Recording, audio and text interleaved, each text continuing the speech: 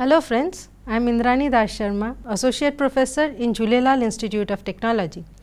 My today's topic is radiological and nuclear emergencies, related risks, steps for prevention and protection. Radiological and nuclear emergencies, though they appear to be similar, there is apparent similarities between radiological and nuclear emergencies as both are related with contamination of environment and individual with radioactive material.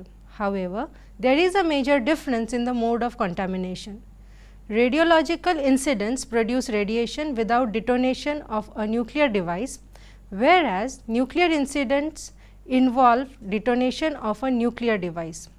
In radiological incidents, victims have contamination and or exposure, for instances by using radiological dispersal device, which could be use of explosive or non-explosive, or maybe by hidden radioactive source, that is radiological exposure device. But in nuclear incidents, which is related to blast, detonation and explosion, involves nuclear explosion, that is fission or fusion or maybe combination of both. Victims here also have contamination and or exposure, for instance due to nuclear weapon detonation or due to improvised nuclear device detonation. An improvised nuclear device is an illicit nuclear weapon bought or stolen or originating from a nuclear state, or a weapon fabricated by a terrorist group from illegally obtained fissile material. Though the effect is same, but the difference lies in the origin of the weapon. Some atoms have unstable nuclei. They attain stability by emitting high energy radiation. These radiations are called as ionizing radiation, as they are capable of removing electrons from a target atom or molecule, forming a charged pair, that is ion pair. These radiations they destroy the material on which incident, whether living or non-living.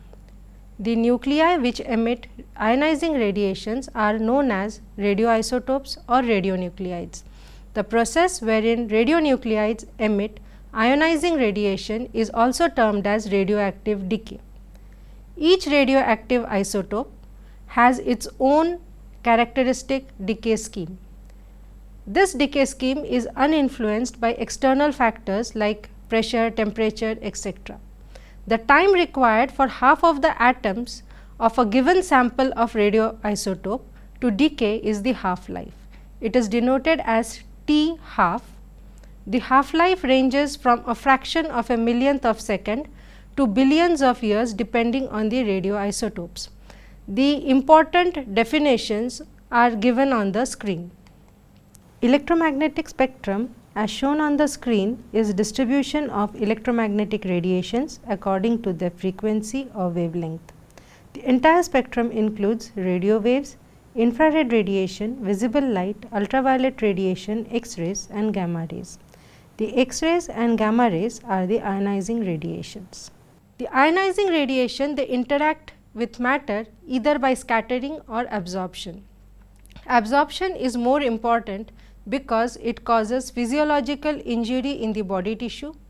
It is a phenomena on which detection of ionizing radiation is based, and also the degree of absorption or the type of interaction is a primary factor in considering the shielding requirements. Transfer of energy from an incident photon or particle to the atom on absorption occur either by excitation or ionization. Excitation is a process involving addition of energy to electron in atom or molecular system, whereby the energy is transferred to the electron from its ground state to stable state. Excitation is a process involving addition of energy to electron in atomic or molecular system, thereby transferring it from its stable to unstable, that is excited state. The electrons emit the excess energy in form of X-ray or by transferring its energy to the electron of the other atoms or molecules. Secondly, ionization is a process resulting in removal of an electron from an atom or molecule, thereby leaving the atom or molecule with a net positive charge. Each ionization event produces ion pair consisting of a free electron and a positively charged remainder of the atom. The ionizing radiations are of three basic types. First, positively charged alpha particles. Secondly, negatively charged beta particles and uncharged gamma rays. The alpha particles are the heaviest, they have positive charge and they have a very short penetration power. So, alpha particles can be stopped by simple protective clothing like full sleeve shirt and gloves. Most of the alpha particles or alpha radiations are stopped by the skin itself. Beta particles have higher penetrating power than alpha particles. They are negatively charged and they can be stopped by aluminum foil of few centimeters thickness. However, gamma radiations, they do not have any charge and have the highest penetrating power, but they have the lowest ionizing power as well. They can be stopped by shielding with lead sheets with thickness of few centimeters as shown on the screen. The penetrating power of these ionizing radiations makes them more damaging.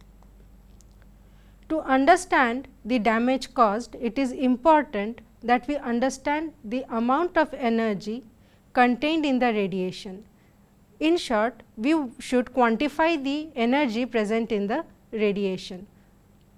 So, it is imperative to understand few more terminologies like exposure and dose absorbed. The difference between exposure and the dose absorbed is that the former refers to the energy incident, while the latter refers to the energy absorbed. Dose is the energy imparted to the matter by the ionizing radiation or particle per unit mass of the irradiated material at the point of interest. The unit of absorbed dose is taken as rad. Rad is the acronym for radiation absorbed dose. 1 rad is equals to 100 ergs per gram of any irradiated material. The biological damage is different in different organisms by the same quantity of dose. It varies from individual to individual of the same species. It also depends on the previous health conditions of the victims. It also depends on the type of radiation for the same quantity of dose. The biological damage also depends on the tissue type in the same individual. The International System of Units, that is SI units, is accepted by International Commission of Radiation Units. Nowadays, special units of radiation are used as per SI unit. The unit of dose is joule per kg, or it is also known as gray. 1 gray is equal to 1 joule per kg, which is equal to 100 rads. Similarly, the unit of dose equivalent is sievert. It represents the equivalent biological effect by the deposition of 1 joule of radiation energy per kilogram of human tissue. So, 1 sievert is also equals to 1 joule per kg. Nuclear reactions can be classified into two broad types. First is the fission, wherein the heavier nucleus divides or splits into 2 or more lighter nuclei with release of enormous amount of energy. Fusion, on the other hand, is the opposite of fission, that is, it is combining of 2 light nuclei to form a heavier nucleus. The nuclear energy can be used for constructive work, as in case of power generation by nuclear power plants, or in medical applications as in radiomedicines for diagnosis and treatment of various ailments, and it can also be used for destructive works as in case of nuclear bomb, nuclear warheads, etc. Now, let us understand the destruction and damage caused due to nuclear explosion. In a nuclear explosion, energy is transferred to the surrounding medium in 3 distinct forms, that is blast wave, thermal radiation and nuclear radiation. The distribution of energy among these 3 forms depends on the yield of the weapon, location of the burst and the characteristics of the environment. Now, for example, in case of a low altitude atmospheric detonation of a weapon in kiloton range, the energy is generally distributed as 50% as blast energy, 35% as thermal radiation, which comprises of wide range of electromagnetic spectrum starting from infrared radiation to soft X-rays, 15% as nuclear radiation, that includes initial ionizing radiation consisting mainly of neutrons and gamma rays emitted within the first minute after detonation, and remaining as residual nuclear radiation. Nuclear explosion is generally characterized by high temperature of millions of degrees centigrade, that is fireball formation in the immediate area, which we call as ground zero of the detonation, and formation of mushroom shaped cloud. As seen in the figure, we find that major damage occurs at the instant of explosion. Within 1 hour, almost 50% of the fallout decays. Within 1 day, most of the fallout has been decayed. Fallout here, it means the dust which is gathered with the explosion, they become radioactive due to immense electromagnetic waves and nuclear radiation. So, these radioactive particles, when they fall, they create radiation hazard.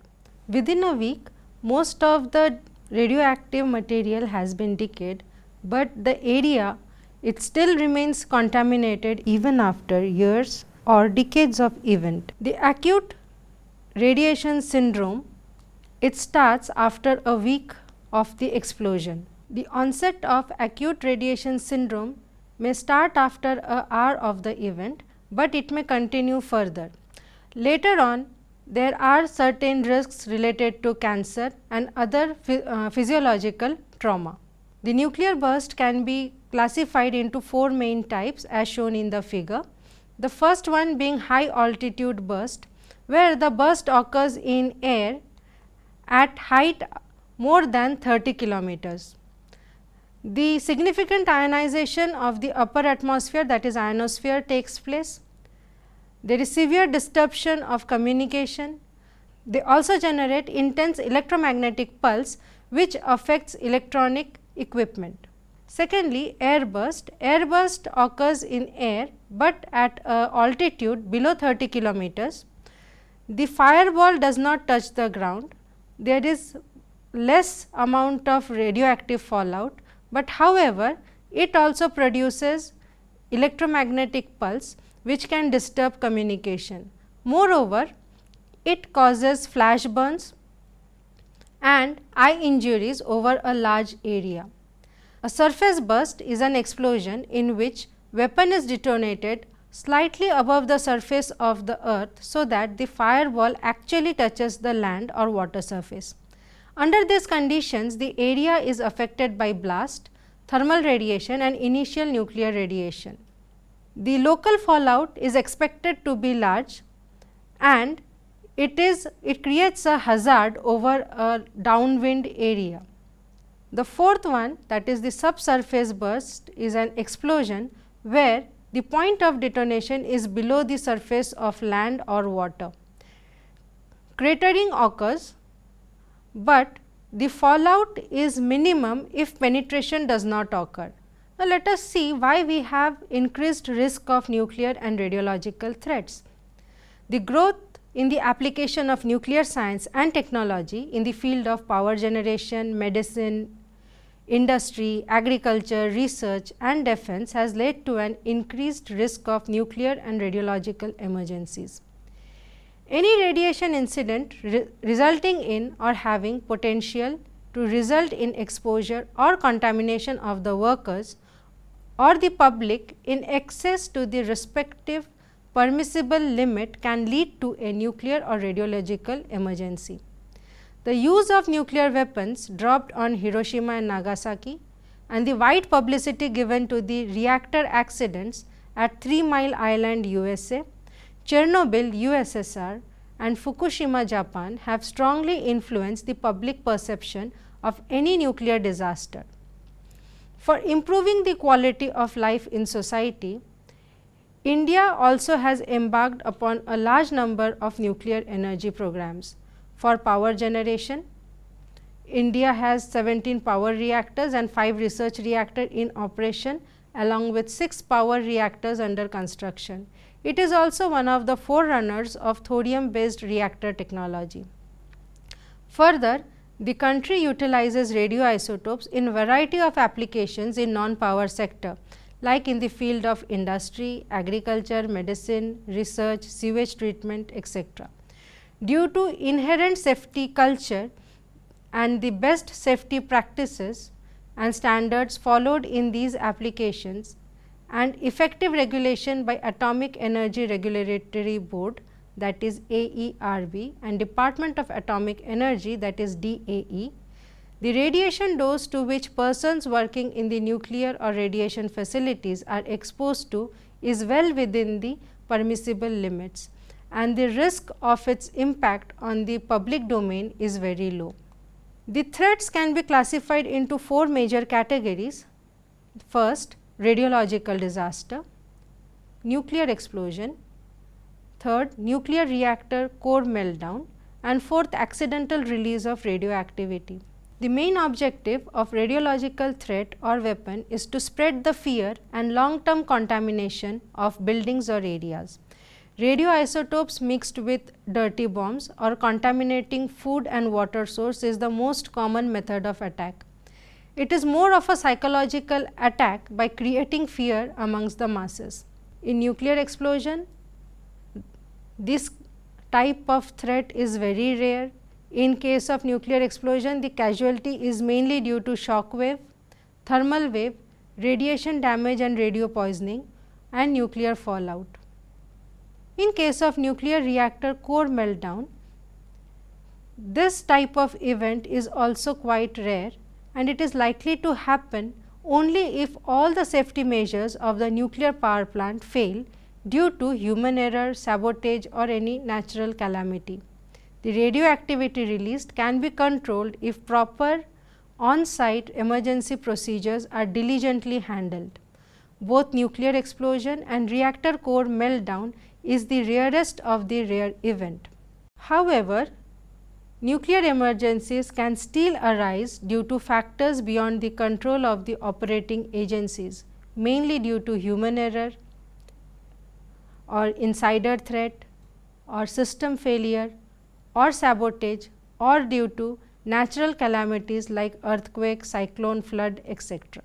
Such failures, even though of very low probability, may lead to an on-site or off-site emergency. For instance, an orphaned source of cobalt-60 discarded by the Delhi University surfaced at Mayapuri, killing 1 person and injuring 3 others, or like the Goiânia accident in Brazil, where a radioactive contamination accident occurred on 13 September 1987. At Goiânia, a forgotten radiotherapy source was taken from an abandoned hospital, and it was subsequently handled by many people, resulting in 4 deaths, and more than 200 people were found to be contaminated. To combat such situation, proper emergency preparedness plan must be in place so that there is minimum loss of life, livelihood, property and impact on the environment. Now, let us consider some nuclear and radiological hazards. Nuclear and radiological agents present hazard in 2 major ways. Firstly, by emission of highly penetrating radiation leading to external irradiation of the individuals. Secondly, due to irradiation of tissues and organs in the body if the agents are inhaled or ingested or absorbed through the skin by consumption of contaminated food or water. High doses of radiation from any source can cause acute life-threatening injuries after an exposure period lasting anywhere from few minutes to several hours, depending on the dose of radiation and the type of radiation. Adverse health effect from such exposure is known as deterministic effects. The effect of low dose of radiation are much harder to gauge accurately. Significant exposure to low doses of radiation can lead to increased risk of cancer at later stage, with potential latency period of many years. These increased risks are referred to as stochastic effect. A very low level radiation injury does not usually require immediate medical attention. Now, let us see some of the dose limits which has been put forward by AERB. The normal exposure of individuals resulting from all relevant practices should be subject to dose limits to ensure that no individual is exposed to a risk that is judged to be unacceptable. The table on the screen shows the dose limitations for various parts of the body by the occupational exposure or due to the public exposure. Occupational exposure is the radiation exposure to the worker involved in practice in which he or she is exposed due to handling of radioactive source or radiation generating equipment. Public exposure is the radiation exposure to public due to the above practices. Some signs of radiation sickness are: firstly, onset of nausea and vomiting within few hours of exposure. These symptoms show latency period which decreases with increasing dose. Chances of fatalities increase with increasing dose. The table shown on the screen depicts the dose and its corresponding effect. Apart from nausea and vomiting, the other signs include anorexia, that is loss of appetite, diarrhea with presence of blood in stools, fatigue or weakness, radiation burns which is similar to severe sunburn, hair loss, hypotension, dizziness, disorientation, bleeding, fever, infection, ulceration, fluid loss, headache, fainting and finally death. The probability of a major accident at nuclear facilities leading to the release of large quantities of radioactivity into the environment is always ensured to be negligibly small. However, even in the event of major release into the environment, the prompt and effective implementation of countermeasures can reduce the radiological consequences for the public. Now, let us look into some of the safety measures at nuclear facilities and power plants. All living things are exposed to ionizing radiation from natural, called as background radiation, and man-made radiation sources. Ionizing radiations are known to cause biological changes in the exposed person, and hence the dose to the occupational worker should be kept as low as reasonably achievable, acronymed as ALARA, and doses to patient should be optimized. Suitable control measures are to minimize the radiation exposure so that maximum benefits are derived with minimum radiological risk. The three factors for radiation protection for working personnel and public are: first, time, that is, exposure of radiation source is directly proportional to time. Second, it is the distance. Increase the distance from the source to decrease the exposure rate. Exposure varies as per inverse square law. In short, more the distance from the source, lesser would be the radiation. Third, shielding. Use an appropriate shielding material or protection device. Shielding reduces exposure rate.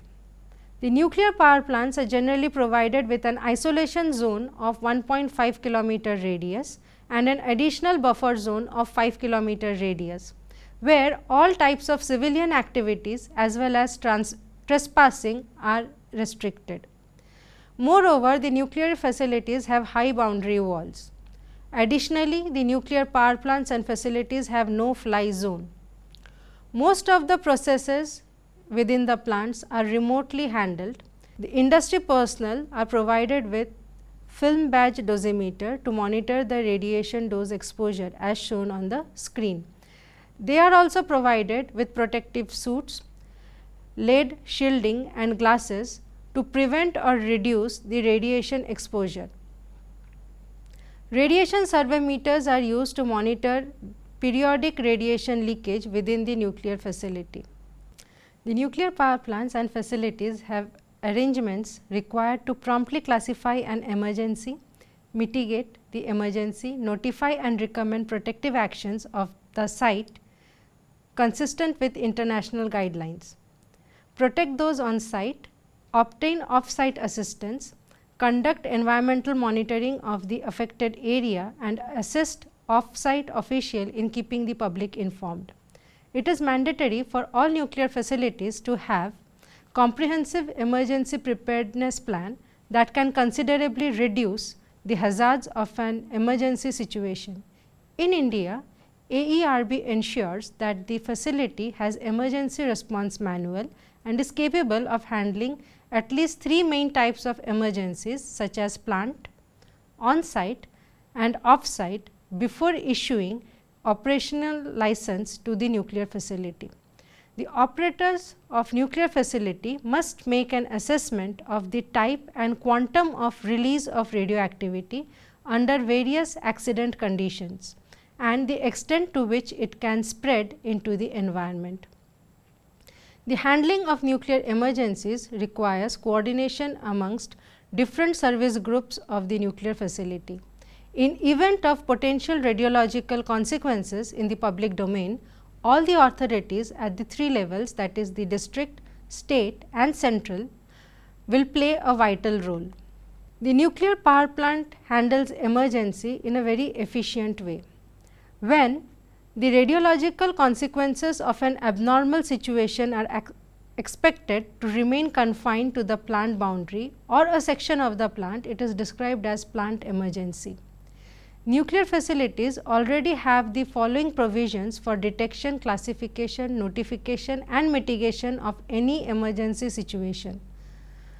Emergency operating procedures for assessment of an emergency condition and its mitigation, pre-identification of any facility specific abnormal situation for classification as a plant and site emergency, facility specific approved nuclear emergency response plans specifying the jobs of all the functionaries who have assigned role during the emergency, alerting the plant personnel by sounding emergency siren or making an emergency announcement, adequate means of communicating a notification to the emergency response organization at the facility, identified assembly location for plant personnel and casual visitors, formation of rescue teams and activation of a treatment area and decontamination center, radiation survey around the plant and outside the plant and site boundaries, assessment of wind speed and direction and affected sector around the nuclear facility.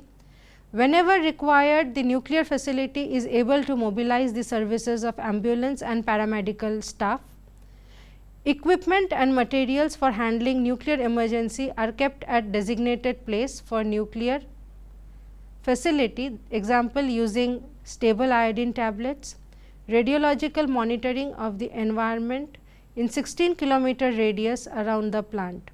In case of off-site emergencies, all the above points are valid, including 2 more points where the pre-identification of plant conditions which can lead to an emergency in public domain.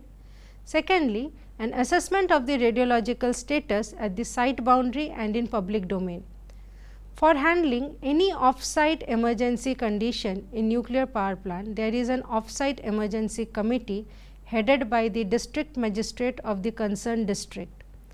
It is supported by district subcommittee which includes chief of all public service departments relevant to the emergency management in the district and also head of the site emergency committee of the nuclear facility for technical advice.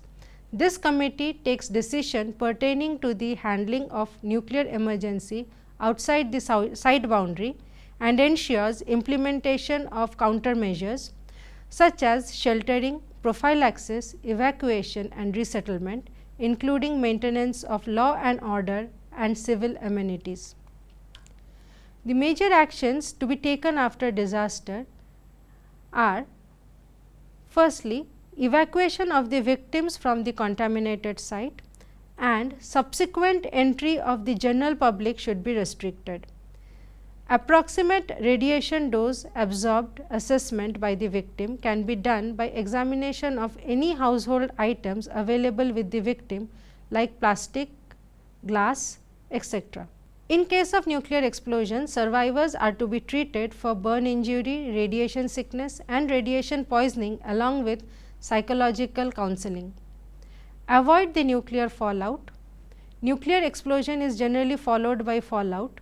Majority of the radioisotopes fall at ground zero and its surrounding area within first 24 hours. In case of radiation exposure, the victim should be provided with required medical assistance. Most importantly, the emergency workers should be protected against the contamination from the victim and the site. They should be trained in handling nuclear and radiological emergency situations. Major do's and don'ts for general public if at all disaster strikes. The major do's are: go indoors and stay inside, switch on radio or television and look out for public announcements from the local authority. Close doors and windows, cover all food, water and consume only such covered items. If in open, cover face and body with wet handkerchief, scarf, towel, dhoti or sari. Return home, change the clothes, have a complete wash and use fresh clothing. Cooperate with the local authorities and obey their instructions completely regarding medication, evacuation, etc. Create awareness about nuclear and radiation hazard amongst family and friends to reduce their fear of radiation. Some things which should be avoided are that one should not panic or fear. Do not believe in rumors spread by word of mouth or on social media. Do not stay or go outside. As far as possible, avoid water from open well, ponds, exposed crops and vegetables, contaminated food, water or milk. Do not disobey any instruction of the district or civil defense authorities in this regard. Now, let us see a typical case study of Fukushima disaster. Fukushima Daiichi nuclear power plant operated by Tokyo Electric Power was located on a 3.5 square kilometer in towns of Okuma and Futaba in Fukushima Prefecture, Japan. The plant was badly damaged by the earthquake of magnitude 9 following a tsunami that hit Japan on 11th March 2011. 6 reactors of the plant were badly damaged, with blast occurring at 4 reactors as the cooling system failed. The chain of events that followed caused major radiation leakage in the surrounding area. The plants were impossible to restart. This triggered release of radioactivity, resulted in 20 km evacuation zone surrounding the plant. The Japanese authority instructed those within the radius of 20 to 30 kilometers to shelter, but were later on advised to voluntarily evacuate. Now, let us analyze what was the reason for such a disaster. This analysis is not for apportioning the blame of the disaster, but to recognize the cause of accident of such a magnum. The government commissioned study reported that the plant operators and the regulators had failed to anticipate the impact of huge tsunami of this magnitude. It showed lack of precautionary measures, as neither the company operating the plant, that is Tokyo Electric Power, nor the regulatory authorities took precaution in anticipating that a severe accident could be caused by tsunami of such a magnitude. They also failed to incorporate measures against the tsunamis exceeding their basic design. This indicated limit of voluntary safety measures. The government's nuclear regulatory board did not mandate the company to take specific measures like additional construction after they received simulation results from TEPCO in 2008 and early in 2011 regarding the impact of tsunami on the facility. The company too admitted that they were not prepared enough for an earthquake of such a large magnitude. The report also distinctively reflected unpreparedness, and the situation worsened due to delay in relaying the information to the public, managers' lack of knowledge of procedures dealing with emergencies, and poor communication at almost all levels, that is between the worker and the government, among the worker themselves, as well as between the government bodies. Many different type of emergency workers were needed to support the on-site and off-site emergency response. On-site emergency workers included nuclear power plant personnel either directly employed by Tokyo Electric Power or subcontracted, as well as personnel from Japan Self-Defense Force, the firefighting service and the police engaged in the emergency work on the site. Off-site emergency workers included personnel from different organizations and services like government and non-governmental. Their task included evacuation of the public and of special facilities offering support to the evacuees, providing medical care and carrying out monitoring and sampling. Many of these designated emergency workers had not been trained to work in conditions of nuclear emergency. For example, they had not been trained in radiation protection aspects, they had not been informed about the potential health risk from the radiation exposure, or trained in use of respiratory protection or in dealing with patients potentially contaminated with radioactive material. This resulted in some delay in implementation of mitigatory actions. Consequences of the disaster were more than 15,000 people were killed, over 6,000 were injured and many went missing due to the earthquake, tsunami and the nuclear disasters. More than 1 lakh people had to be evacuated as the radiation leaked into the atmosphere, sea and the food chain. The accident resulted in release of radionuclides to the environment. Most of the atmospheric releases were blown eastward by the prevailing winds, depositing onto and dispersing within the North Pacific Ocean. The transport of the atmospheric radioactive releases was directed mainly to the east and north of Japan, following the prevailing wind direction and then around the globe. Uncertainties in the estimation of the amount and composition of radioactive substances were difficult to resolve for reasons that included lack of monitored data on the deposition of the atmospheric releases on the ocean.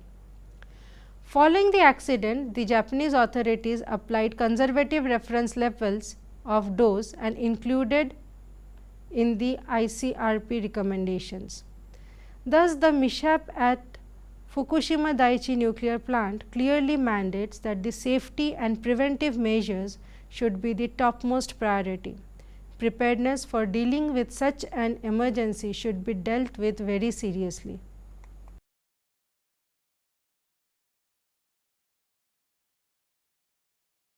There are some lessons which was hard learnt from this incident. In preparing for the response to a possible nuclear emergency, it is necessary to consider emergencies that could involve severe damage to nuclear fuel in the reactor core or to the spent fuel on the site. The emergency management system for response to a nuclear emergency needs to include clearly defined roles and responsibilities for the operating organization and for local and national authorities. The system, including the interaction between the operating organizations and authorities, needs to be regularly tested in exercises. Emergency workers needs to be designated, assigned clear specified duties regardless which organization they work for, be given adequate training and be properly protected during an emergency. Arrangements to allow decision to be made on the implementation of predetermined urgent protective actions for the public based on predefined plant conditions. Ensure that protective actions and other response actions in a nuclear emergency do more good than harm. A comprehensive approach to the decision making needs to be in place to ensure that this balance is achieved. Assist decision makers the public and others, that example medical staff, to gain an understanding of radiological health hazard in a nuclear emergency.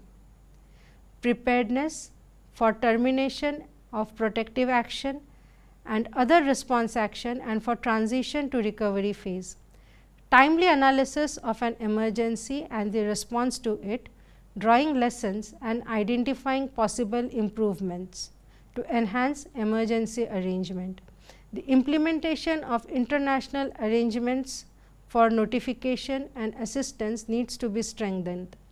There is need to improve consultation and sharing of information among state on protective actions and other response actions. The best way to avert any disaster is awareness of the safety measures. There is no tomorrow when a disaster strikes.